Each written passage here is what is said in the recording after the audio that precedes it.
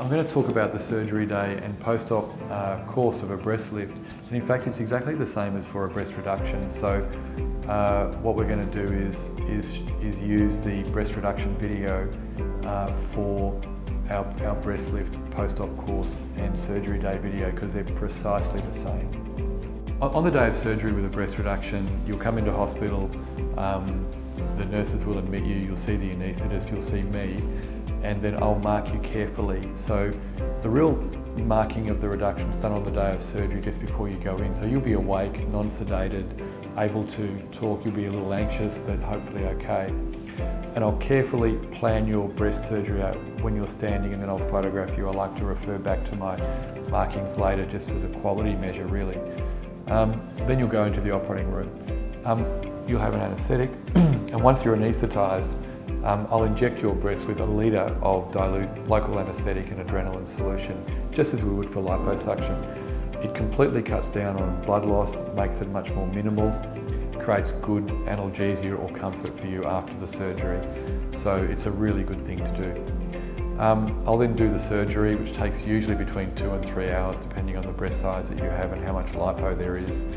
And then at the end of it, I'll sew you up with buried dissolving stitches that you won't ever see, and which just dissolve away in time. Then there's plastic dressings put onto the wounds, which are terrific dressings, and they stay for a couple of weeks. So they allow you to shower. I don't use drain tubes. It would be very rare for me to use drain tubes. Haven't used drain tubes for 15 years in breast reduction. Don't see the point. Really careful stopping of bleeding during the surgery is the key.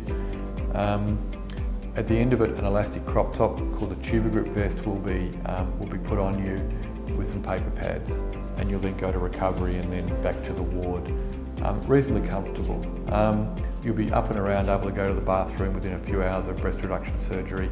Most people stay one night in hospital. Some people go home the same day, which is fine.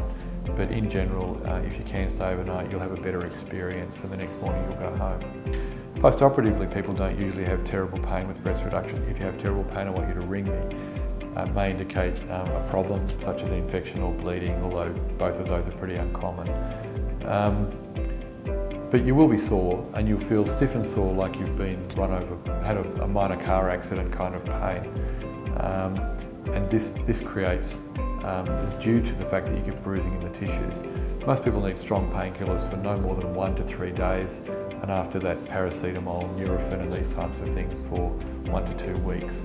So the recovery from a breast reduction is not horrendous.